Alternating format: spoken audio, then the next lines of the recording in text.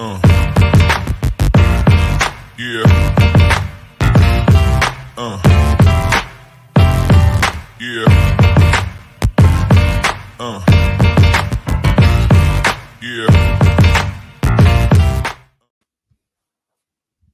All right, and what's up? Welcome in GC Live Monday episode of the show. Wes Mitchell here, Chris Clark, getting back in a regular groove here, hopefully, as we roll right along.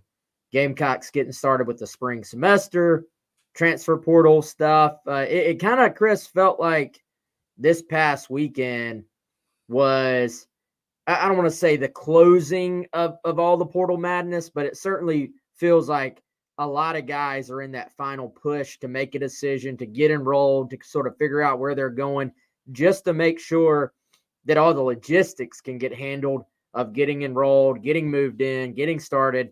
South Carolina had their first team meeting of the quote unquote kind of new year at 7:00 on Sunday. So that always, I feel like, sort of just signals the beginning, the end and then the beginning of the next year. So I think you're kind of seeing that push throughout college football. South Carolina, no different, landing several guys over the last few days. We're going to get to all those guys. I want to sort of take some time to break down each and every one of them. But first of all, I'm going to tell you about our friend Clint Hammond of Movement Mortgage, clint.hammond.com, 803-771-6933. If you're in the market for a new home or you just want to see maybe how big of a home you can afford, hit up Clint. 803-771-6933. He's a mortgage broker here in Columbia, but can help you out throughout the great state of South Carolina and can help you through sort of what options you may have and, again, what you might be able to afford. So great Gamecock, great supporter of GC Live. Chris, I pride my – sorry, I lost my mic there for a second. Pride myself in following all this stuff, but it's been such a whirlwind that I have found myself going back and checking. All right, when did that guy commit? When did this guy commit? Was it before or after we've seen everyone? Was it before or after we've talked about them? Did we talk about them on the podcast? Did we talk about them on the radio? And so I can only imagine, we follow this stuff and talk about this stuff daily for a living. I can only imagine as a fan how difficult it is sometimes to keep up with every little thing that happens in the portal. It is, man. And honestly, I hope you have some notes. I do not remember that break point as to the last, like, who was the last guy that we talked about last week? Honestly, don't know. I know what happened this weekend. I know a bunch of the recent developments. And hey, that's okay. We might go back and hit on some things we've already kind of started talking about. But you're right. Using that same term, break point, we had another one this weekend where, guys, obviously the visits are done for a little bit. There's a short, we were just in a quiet period, which means that transfers could visit college campuses. Coaches cannot go out and visit them. And we do get a quick break from visits. They'll resume soon where coaches can go back out on the road and prospects can visit once again. Of course, you do have the possibility of high school and junior college recruiting still going on. We don't expect South Carolina to be very active there. And the transfer portal is closed for most players, unless you're Michigan or Washington, Wes. They'll get an extension for 5 days after tonight, after the national title game. But generally, the portal is closed for most players. But there's still some players in the portal, right, who can go ahead and continue making their decisions, continue mulling things over.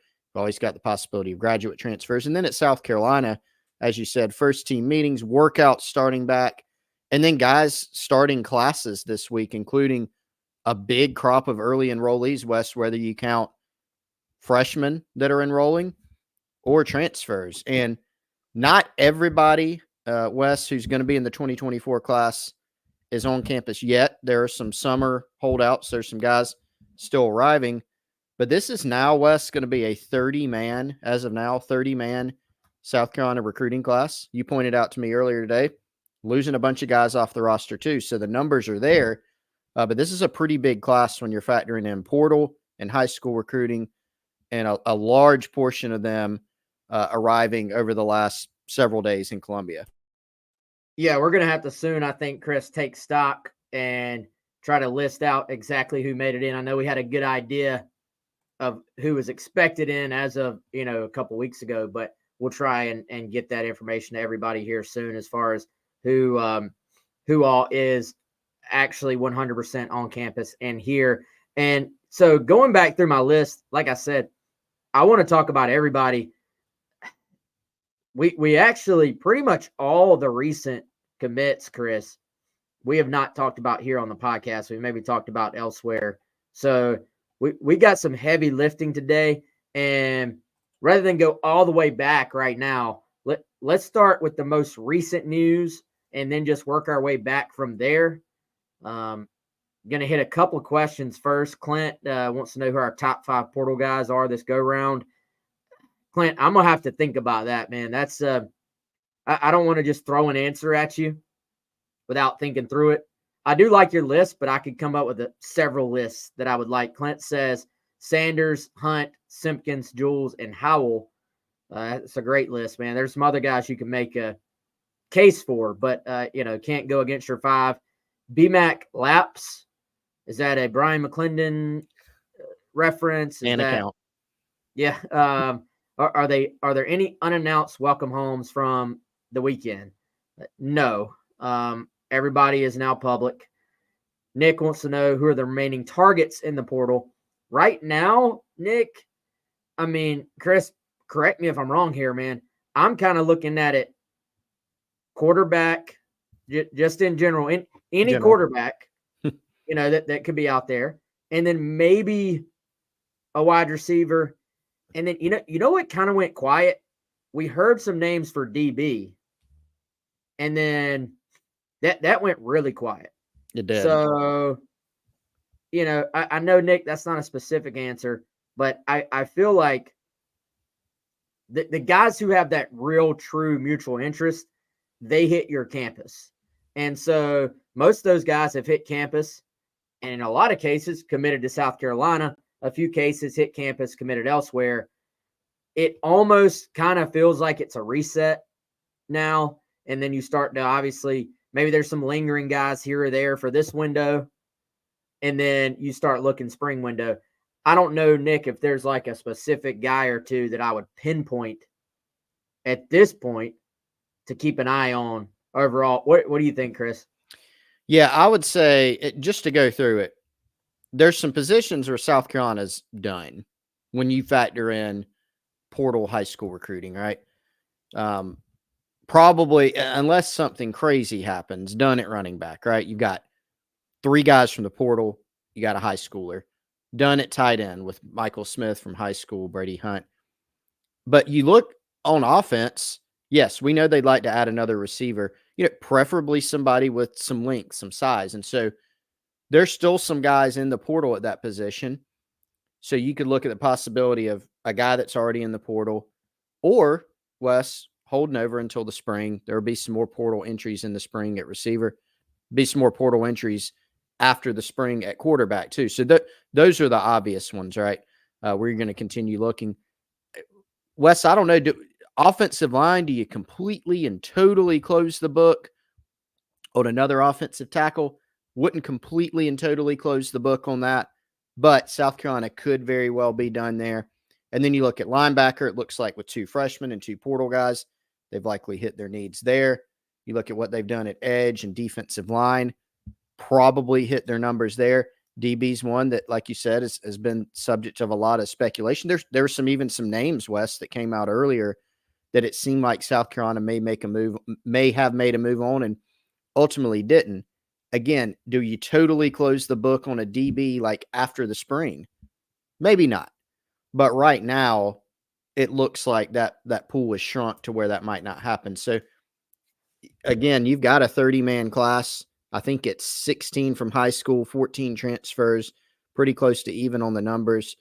And they've hit a lot of their needs. There are a few out there, but certainly they've come a long way from where they were as far as the needs of rebuilding a few different positions. Yeah, I mean, you can kind of see the direction. Some of them end up being, y'all just have to bear with me. This thing, like, I'm not hitting mute. It just keeps randomly going out on me. So y'all hang tight with me if I go silent for a second. I have to kind of reconnect it. But so some of these guys, I think, in fairness, are going to step right into starting roles or major rotational roles. Other guys you look at, you say more on the depth end of that. And, like anything, anytime you're recruiting, Chris, I like to look at a situation because even with transfer portal guys, it's uncertain.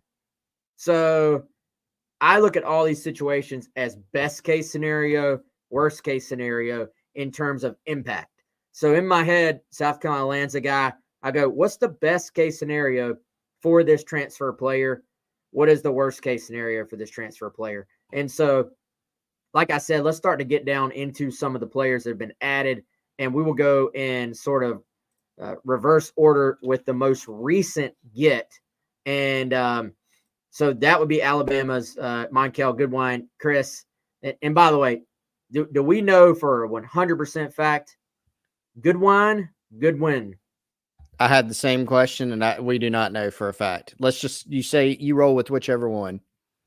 Okay, we're going to get – it's easy when you're right about the guys, but then you're like, oh, we have to talk about them too. So yes, we will get answers on all these guys because we actually have a couple of them that we don't have proper confirmed pronunciations of yet, but that's important to me. So we will get it and then get those right moving forward. But this pickup, the most recent one, Chris, I think fans get very excited. They say, oh, you got a guy from Alabama. I get it. Former 4-star player, highly, highly recruited out of high school, has not done a ton at Alabama. I think you like this pickup for two reasons. One, he has more than 1 year of eligibility left coming into a room with a bunch of upperclassmen. And two, he has played behind some really good players at Alabama. So you kind of wonder, could he be a guy who, with a new opportunity, a new chance to possibly play, different guys in front of him, maybe it sets up a little bit better for him from a playing time standpoint. Yeah, I mean, this is a guy that's not played a lot of snaps in his career, Wes, but you go back and look, again, there is the fascination with a guy that comes from a big-time school. And so Goodwine does come from a big-time school where he's, yes, playing behind a lot of studs. I mean, Alabama, you go up and down the roster, you're going to see 4-star guys, five-star guys, and Goodwine was one of those. That coming out of high school, Wes, look at the On3 industry ranking, the, of course, weighted average of all 4 major recruiting services. This is a guy that ranked in the top 70. And so out of the DMV area, he was a big-time, highly touted recruit. Now, has the career played out that way so far? No, it hasn't. He hasn't played a bunch of snaps through his first few years of college ball, but is there talent there? Yes, you go back and look at the high school tape, the profile, the physical tools, they're there. And it was a similar situation, Wes. This other guy I'm going to reference has played more. If you look at LT Overton at Texas A&M, right? He was a guy that was even more highly rated, big 5-star guy, hasn't lived up the potential yet. He's going to Alabama, right? And so this is a guy that maybe as a prospect wasn't quite at that level, and in college has not played quite to the level that even Overton has played to. But you do look at the fact that, is this a resourceful take? I think so, because as someone who has some experience, he's been at big-time ball. He has some talent that you can probably still tap into. I know South Carolina did some research on him, talked to people at Alabama to try to figure out, with someone like Goodwine who has a lot of talent, signed with a big program, but hasn't quite shown that production, your question is naturally going to be why? Why has that not happened? And so, they've done some research on that.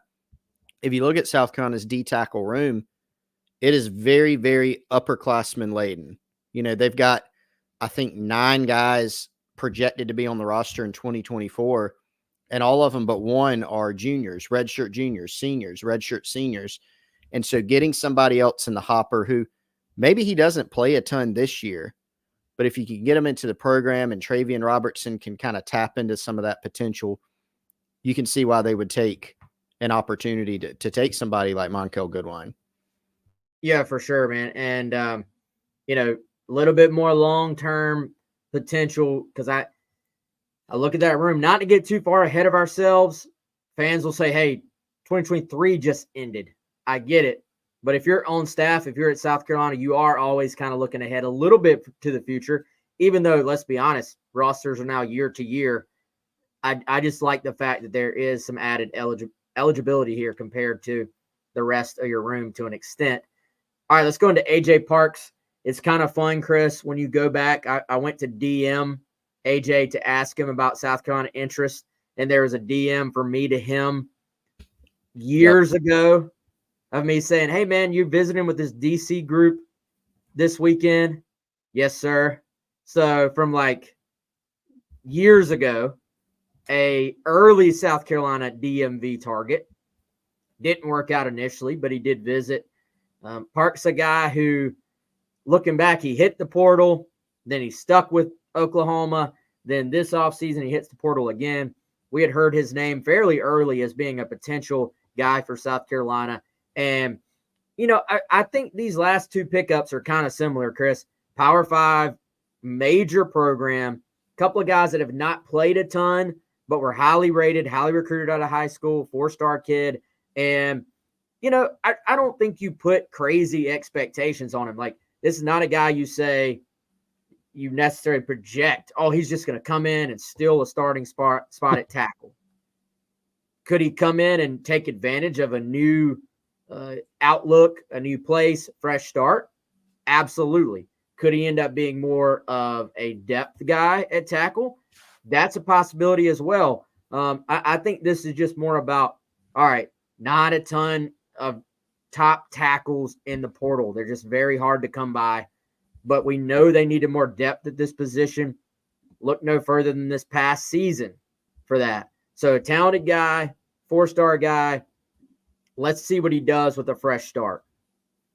Yeah, exactly. I think you put it well, not putting expectations too high, because there are certain situations, Wes, where you're looking in the portal going, all right, if you're, and I'm speaking from the perspective of a coach, for instance, we need a starter, right? So that's how South Carolina approached the portal at running back this year. We need a starter, and we need additional depth, and we need additional competition, right? And they were able to go out and accomplish that. At tackle, and you've said this so many times, harder to go in and find ready-made starters. If you can find one, great. If South Carolina had gone into the portal and there was a stud left tackle out there who was a junior or senior who's probably going to the NFL next year but needed one more year and you can grab him, great. That wasn't really there for them this time. But you do need some additional depth, additional competition. And so Parks, again, has not played tons. He was a reserve for the Sooners. He played special teams. He played reserve role. Maybe that's kind of what he ends up doing at South Carolina. But we saw, like you said, Wes, very quickly, you can be down a couple guys. You can be down 7, 8 guys. And if that's the case, then Parks is someone that, you can maybe bring in and add some depth. And, you might get a surprise and you get even more out of him, right? Sometimes changes of scenery for guys are good. This is obviously someone who was a highly rated prospect. So there's still, some clay to work with, so to speak, where you can mold him, and we'll see how it goes. But I think a depth piece, a depth addition that makes some sense, and somebody that Shane Beamer was obviously very familiar with. He was at Oklahoma when Parks was getting recruited. That was the connection. Beamer helped Oklahoma a lot in that DMV region, and Parks was a guy that, he had a hand in recruiting to the Sooners as well. Yeah, no doubt, man. So, all right, let's, again, keep going down this path and talking about individually the guys that South Carolina has added over the last 4 to 5 days. It has kind of been a flurry of activity, guys taking visits, guys making decisions. And, Chris, technically, you could list him as a commitment from December, but also I have him listed as a commitment from January 6th, and that would be Brady Hunt, Ball State tight end, rejoining the South Carolina class. Kind of an interesting situation here for a quick rundown of it. Never, I guess, publicly decommitted from South Carolina, but did privately decommit from South Carolina, was heading to Texas A&M. Now back with the Gamecocks. That's official. He's confirmed on all the social medias that he's in Columbia. He's starting class. He is a Gamecock. It's official. And Chris, we talked about him, I'm sure, when he first committed. But this, we were asked earlier, who are your top 5 guys in this class? I don't know where I'd rank him. This was one of my favorite gets for South Carolina in the first place because I like where they are at tight end. I like Josh Simon, but I think a guy like Brady Hunt slides right in kind of as that rotational guy. Shoot, maybe even pushes Josh Simon. We don't know yet. You want to talk best case for him as a player? He may push for the starting spot down the road this year. But I think sort of my worst case for him is that he's kind of that second or third tight end and can provide valuable minutes in this rotation. I'd be kind of surprised, just my opinion, if he's not at the very least your other tight end in a 2 tight end set this season, because I think he's that good. NFL size, great athleticism, still has some upside since he's a former quarterback who's only played the position for a while. This was important to get him back in the class. Yeah, not a position that may have been on people's radar as heavily as, say, running back, edge, wide receiver. But it makes sense to take one. Last year you had the 1-2 punch of Trey Knox and Josh Simon, and Simon certainly the back half of the season really, really came on. And you get Simon back. You lose Trey Knox. And so naturally you go, all right, well, Michael Smith coming in as a freshman, really, really talented pass catcher. And then you've got some younger guys on the roster who you can continue bringing along. Connor Cox, Reed McKeska. You got Nick Elksnis on the roster. That's true. But what if you could bring in a guy who is already pretty proven and that you can kind of plug and play? And that's what they found, I think, with Brady Hunt. As you said, great size, 6'6", 250. He can catch the ball downfield. He can block. He can play special teams. It reminds me, and I think I said this probably when he originally committed, Wes, reminds me of the Nate Adkins get, in his class, 2022 class, where you go, man, there's tight ends on the roster. Why are you adding this guy?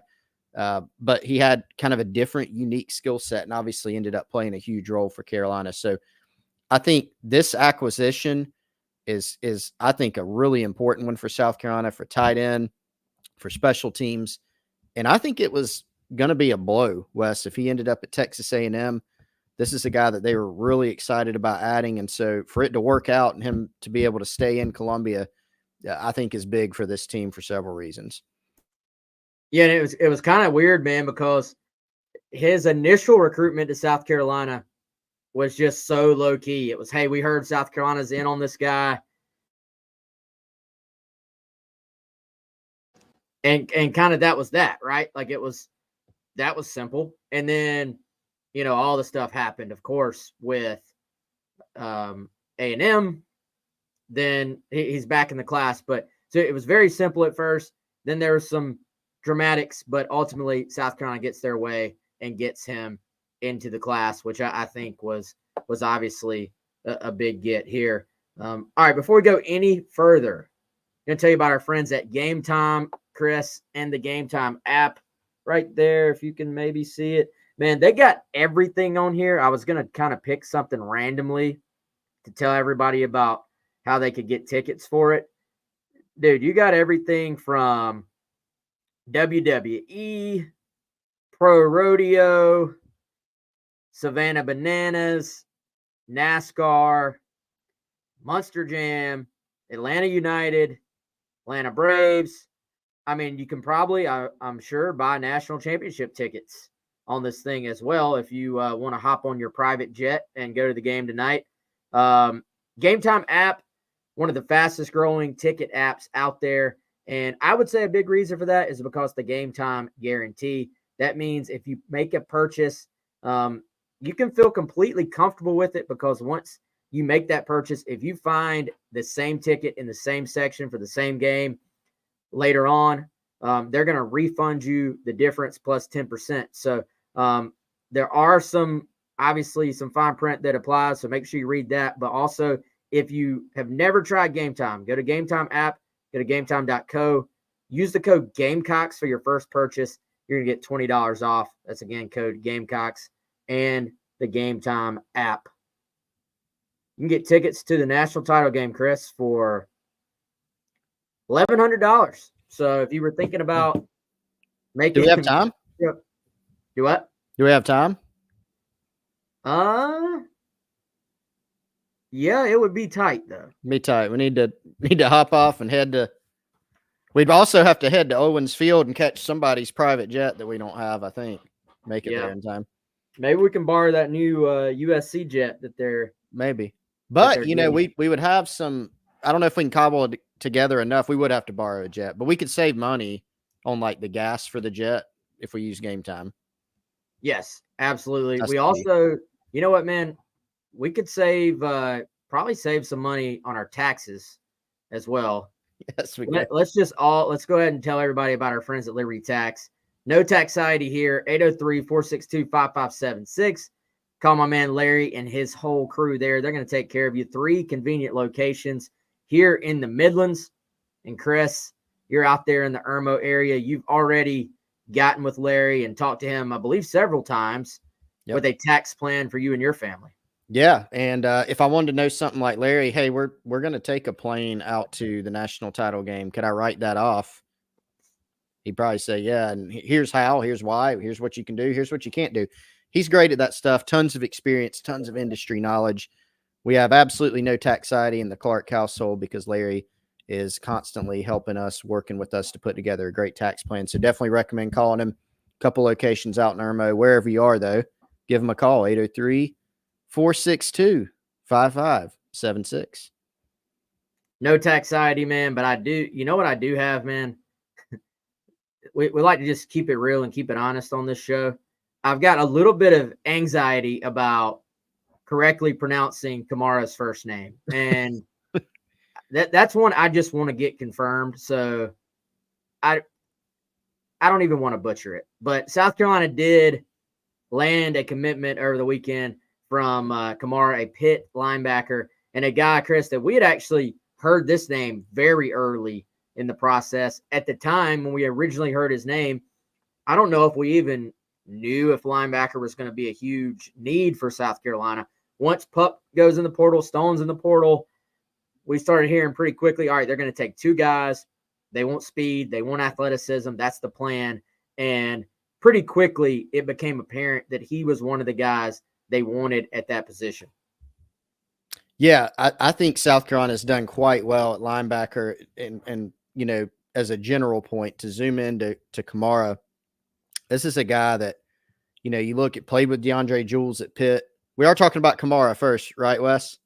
That's where we're going. Okay, just making sure I didn't miss something. Yeah, and so he's got plenty of experience, and a guy that's played Power 5 ball.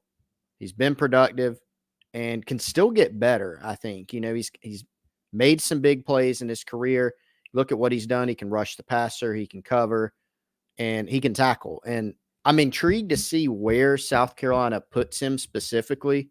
To me, he looks like he might be better suited as a will-type linebacker, but that's just my opinion. We'll see. But he made a lot of sense. Pittsburgh, traditionally under Pat Narduzzi, a defensive-minded coach, they've done a pretty good job, developing defensive players there. You look at DeAndre Jules, certainly that's the case with him. And Kamara is a guy that I'm pretty intrigued by as well as a new addition to this team. Yeah, they kind of went heavy towards the Pitt guys, man. Adding a walk-on commit from Buddy Mack as well, in-state guy. And so I think let's talk both linebackers together here. Yeah. And then we'll talk about a couple of receivers together as well, even though that's mixing up the order of commits a little bit. But I think it just makes sense. Demetrius Knight, 6'2", 247 pounds, 96 tackles this past year, first team all AAC at Charlotte, and really a dude that just came into his own this past season. was finally getting consistent playing time. Went to Georgia Tech, originally was a quarterback / safety out of high school. And, I think for him, it just seems like it all came together this past season. You can point to a drop down in level of competition, of course. I think that's valid. At the same time, whenever you're like a 210-pound safety and you're going into being a nearly 250-pound linebacker in college, I do think there's a transition period there. And so let's go back to the best case, worst case, man. I think just worst case, like let's say for Knight that it's a difficult transition back kind of up to the Power 5, up to the SEC level. Worst case, I think be a great special teams addition and a rotational guy at linebacker, like somebody who can go in and play 10, 15 snaps for you. Now, I think best case, like this guy could kind of be a diamond in the rough. I mean, dude, you don't get 96 tackles in a season by being bad at football. I've heard he's a freak athlete, huge vertical, timed at like 21.5 miles per hour on the GPS, was kind of a 4.3 guy in high school, is still like a 4.5 guy in college, even with all that added muscle and weight. Workout warrior, mature dude, natural leader.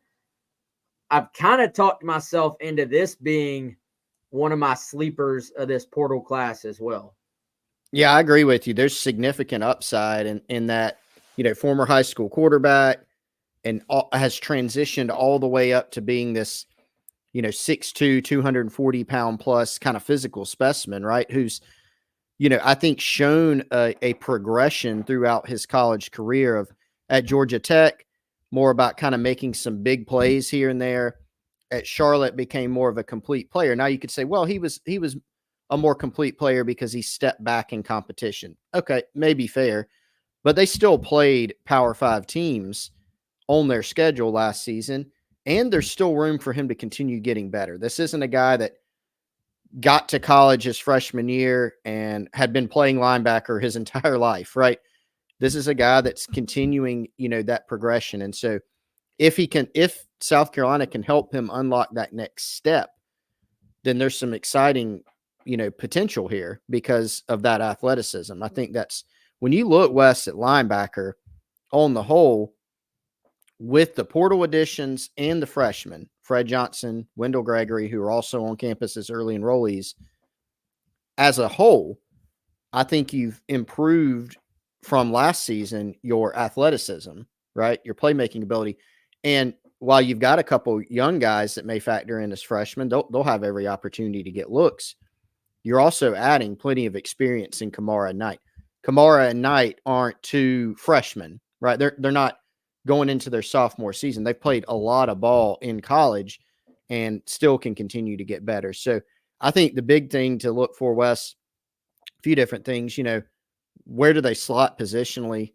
And then how do they acclimate to the system? If they can do those things, then I think it'll be, at the minimum, if you could get them to be capable backups, then you've kind of done your job, really, I think, with what you were looking for in the portal. If you can have those guys push some guys that you presume may be your starters in Debo Williams and Bam Martin Scott. Yeah, and I think, man, if you look at that spot, some of this is going to be determined, or maybe I have it backwards.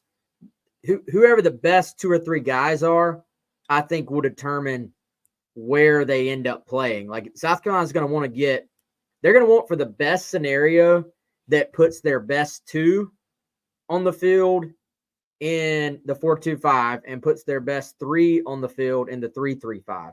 So, does that mean, like, I think right now, off like just going, it's January 8th, without seeing either of these additions in a Gamecock uniform, you would say if you were in a 4-2-5 today, you want Debo and Bam on the field, in my opinion. And so that would require a move. That would require Debo to move back kind of to the mic. And so do you make that move, or are they going to be playing so much 3-3-5 that you just want to keep Bam, and for that matter, Debo? You had really good seasons last year.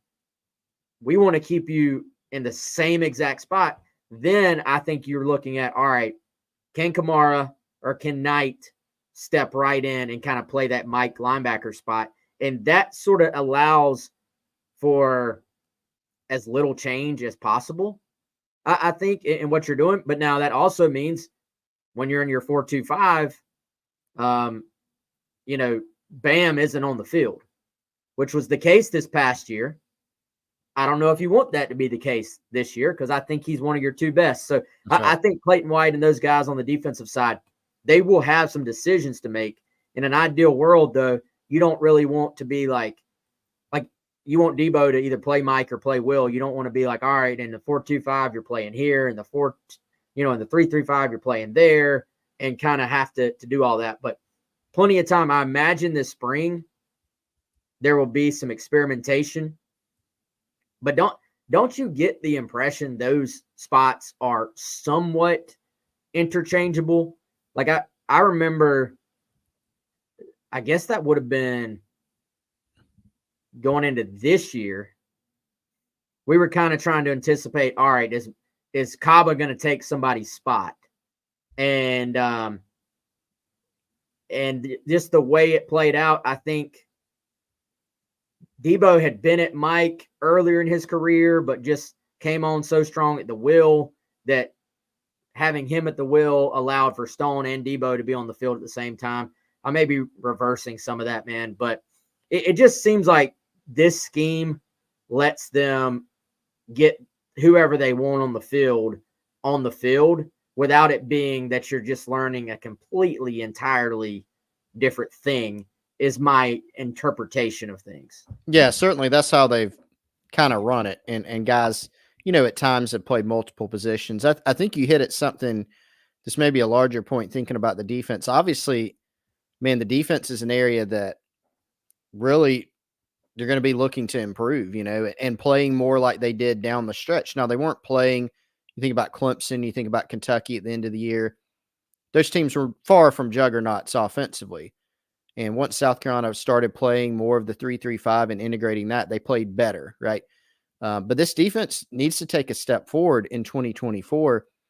I do think one theme is that there does appear to be more flexibility, going even into spring ball than there was last year. Remember last spring, Wes, they're playing TJ Sanders, Elijah Davis, and Davis ended up playing outside anyway during the season later, but like they're playing guys out of position, right? Just because, and you look at edge when you're bringing in, now you got JT Gear back. You've got Kyle Kennard as a transfer. You got Dylan Stewart. You got some guys that from the current roster that can play outside for you.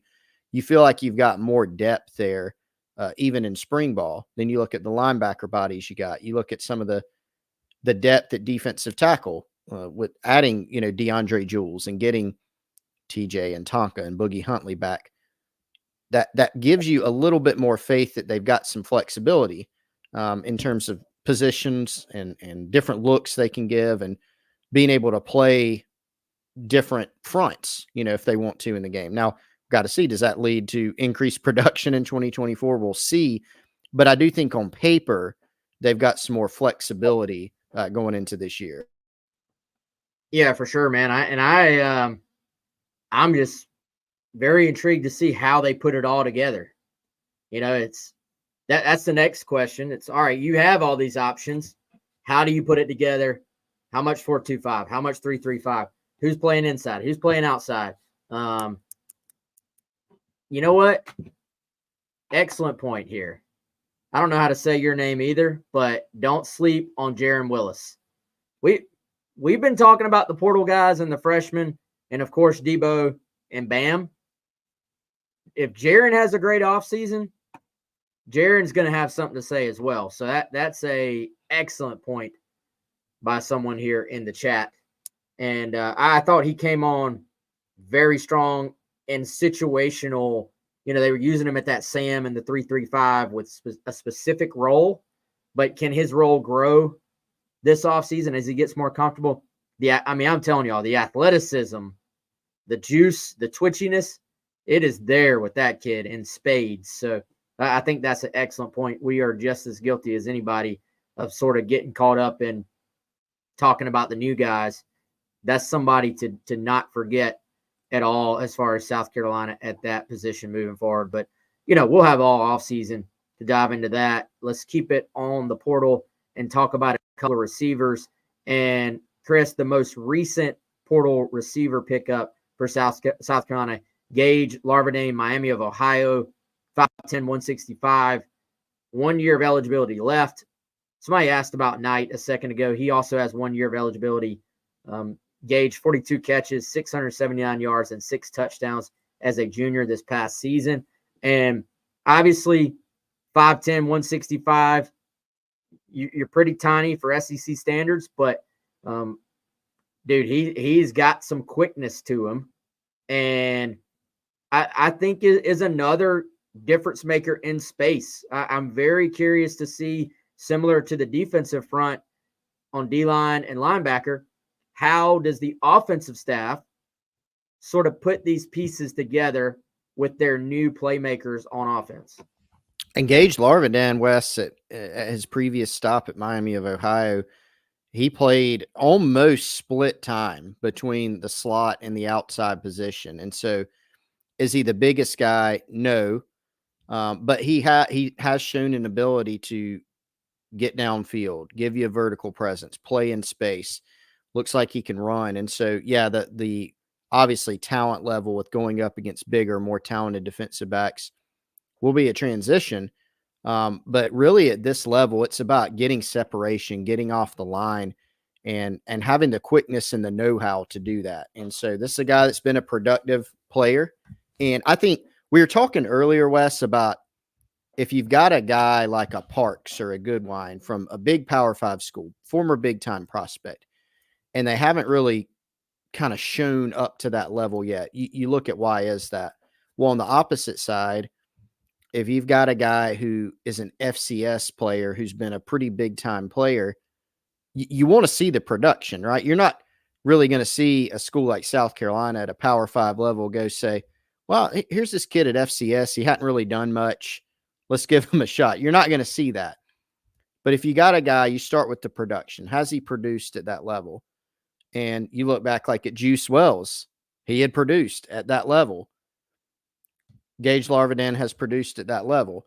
Then you look, can the traits translate? And so I think the one thing you do look at the size, and if you wonder about the size, that's probably fair, right? But South Carolina feels like his traits translate. Had a big year. I think he only had a couple drops, Wes, last year, and they're actually, ironically, in his biggest game of the year where he had 270 yards and 3 touchdowns. So he's got good hands. He can run. And I think an interesting and probably pretty versatile type of guy that you can use in the offense. Yeah, man, he's got juice, and I think, the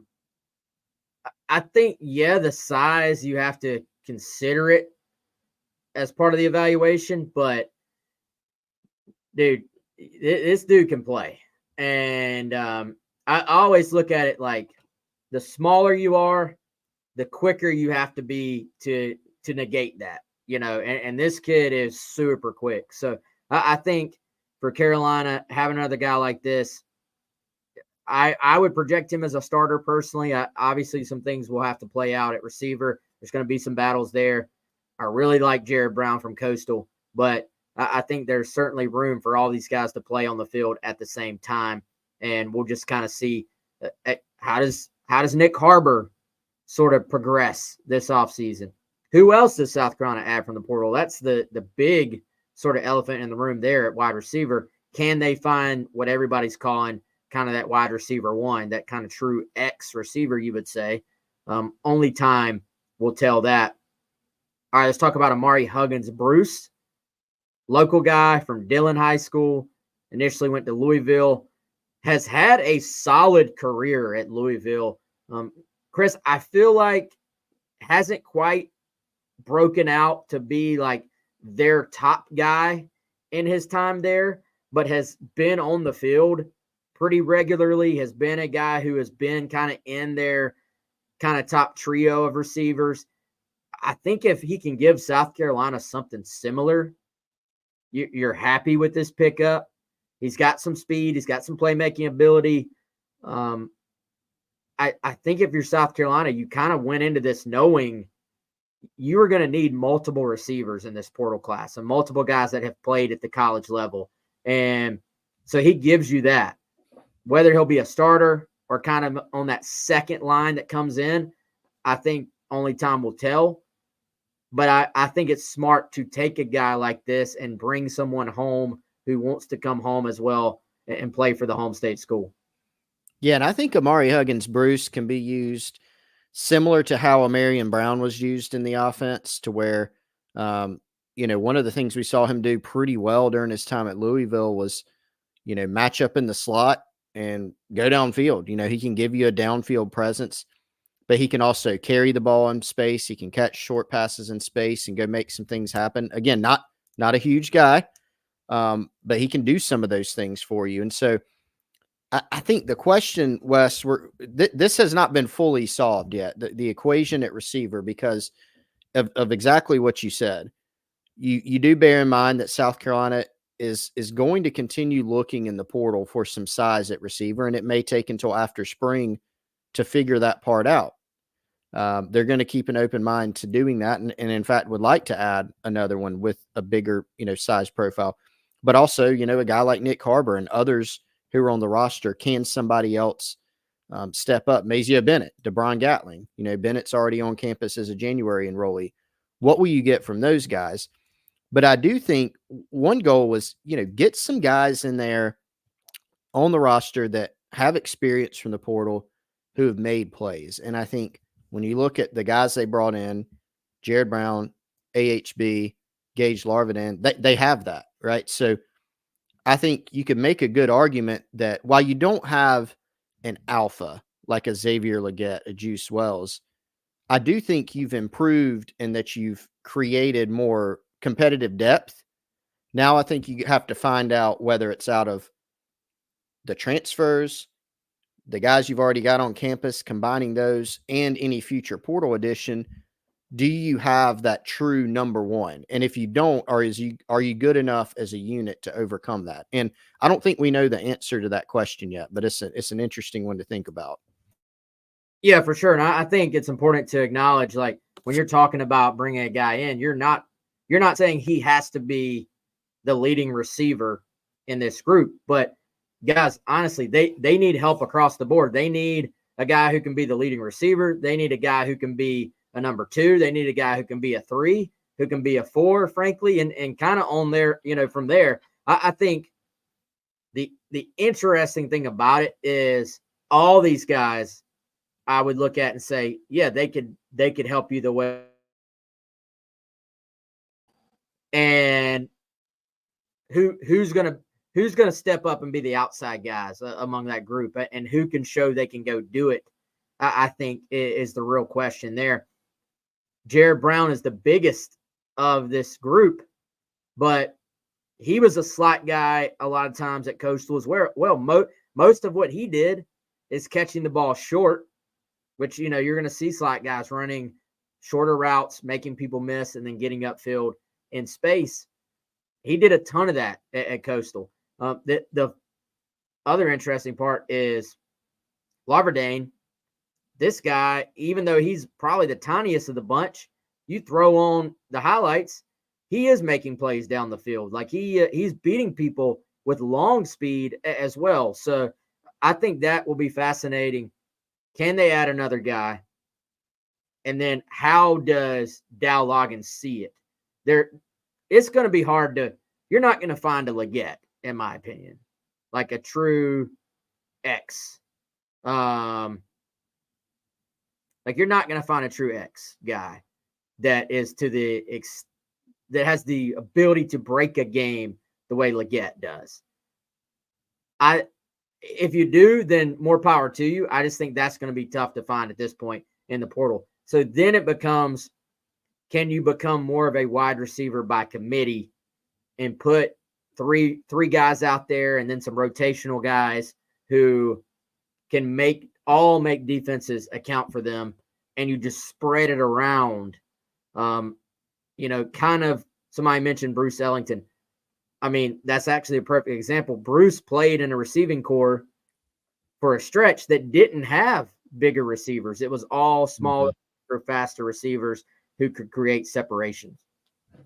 Yeah, and that it may be what you end up on. And so then the question just becomes, how productive are you? And I think there are different ways to do it, Wes. You can I do think it's a better idea to not be overly reliant on one big time receiver. Like what we saw from Xavier Luedecke was awesome to watch.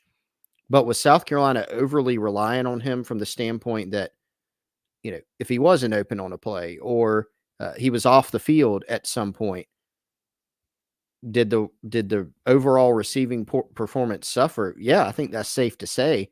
And that goes back to not having enough competitive depth there in that room. And so that, I think, is the impetus for what we saw this offseason. We saw some healthy transfers, as you would say. And then we saw, an influx from the portal, and we've seen a couple of freshmen be recruited as well. And so those guys are going to make up the bulk of the competition, along with some guys that are returning on the roster, and have to see how all that shakes out. I think it will be a pretty good competition, I think, between those guys. And then again, we got to bear in mind that there could be some future additions at receiver. So I don't think we quite have the answer of, hey, who's going to be the leading receiver in 2024? It's pretty hard to pinpoint that right now. It could come from several different spots. The key is just going to be whether it's more spread out, whether it ends up being more of a number one, where there's a bigger gap between number one and number two. They just got to be more productive, bottom line, passing the football in 2024. Who do you think is number one right now as we sit here on January 8th? Figured you were probably going to ask that. I don't know, man. I think it's Jared Brown. I mean, if you're going to, that's probably the safest pick. It's probably Jared Brown or Gage Larvidan. And I think if you go back and look statistically at what they've done in college, that probably makes the most sense, right? Because those guys would have the most catches out of, whether it's guys returning on the roster or even guys they're bringing in out of Larvidan, Jared Brown, and AHB. Looks like we lost Wes. I don't know if Wes is going to make an effort to return. If he does, great. Washington, Michigan tonight. I see some of y'all talking about that. Of course, you may be catching this pod later. Right now, it's Monday, January 8th at 2:56 p.m. Eastern time. And so, obviously, the national title game has not happened yet. Travis Ford talking about hiring Kalen DeBoer. Man, DeBoer is an awesome coach.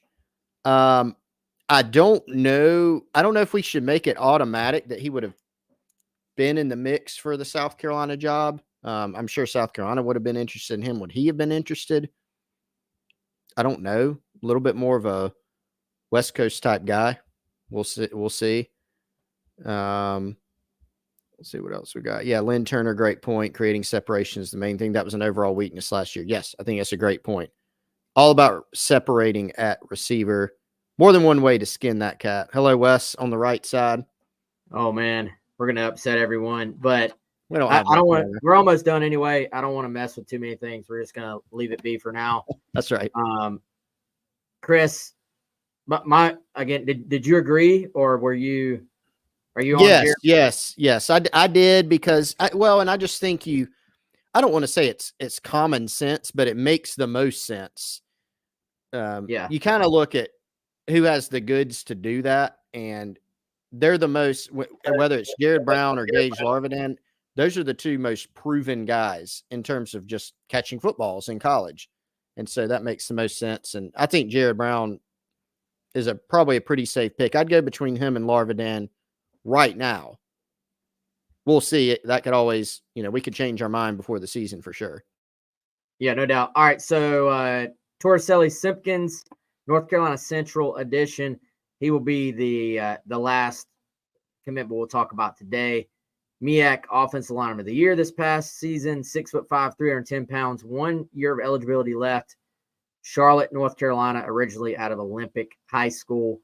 Another of these FCS sort of just, I would almost say superstars. Like the kid played from the moment he stepped on campus there at North Carolina Central as a true freshman, 3-year starter.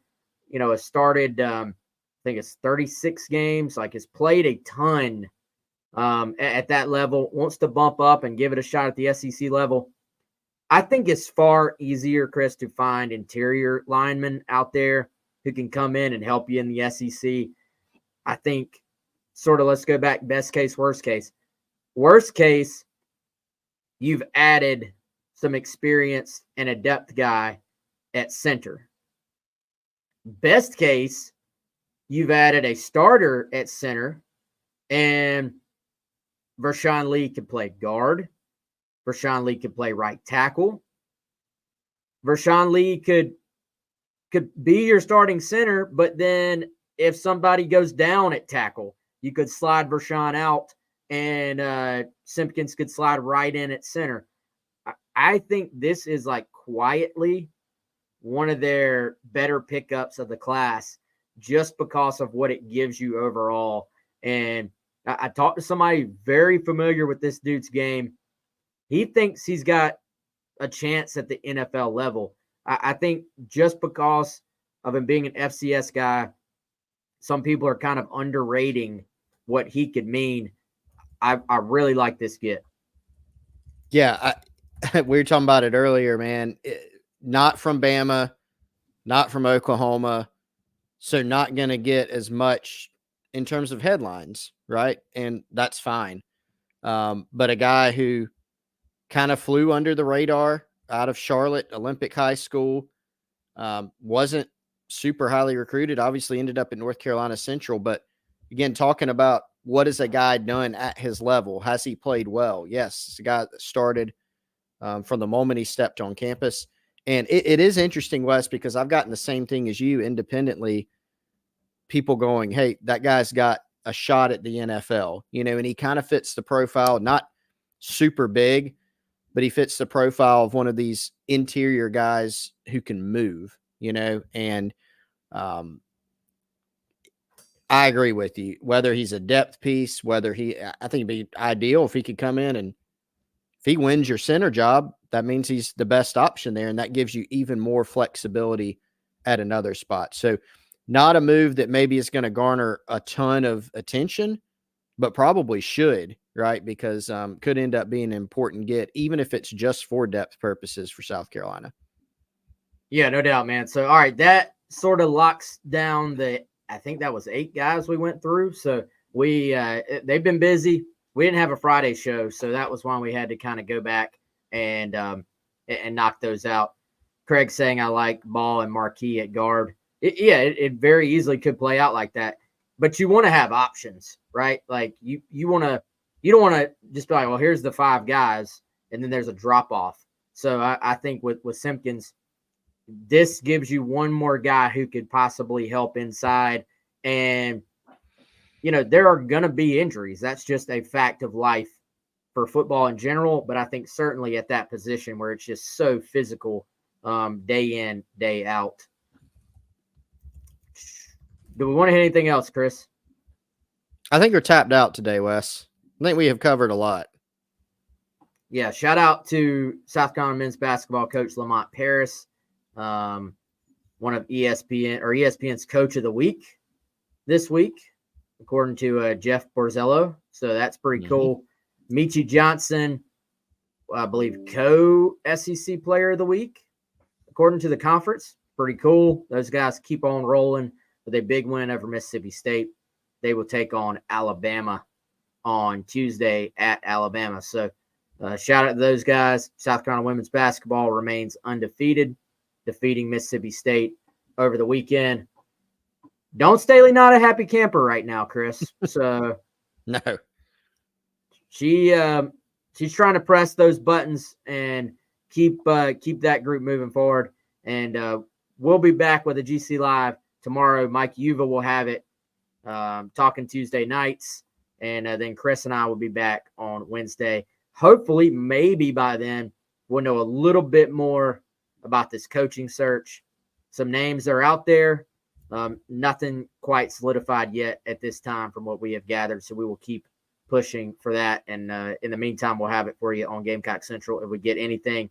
All right, y'all. That'll do it. We're at the hour mark. He's Chris. I'm Wes. We'll see y'all soon. Appreciate y'all tuning in. Hope y'all have a good one.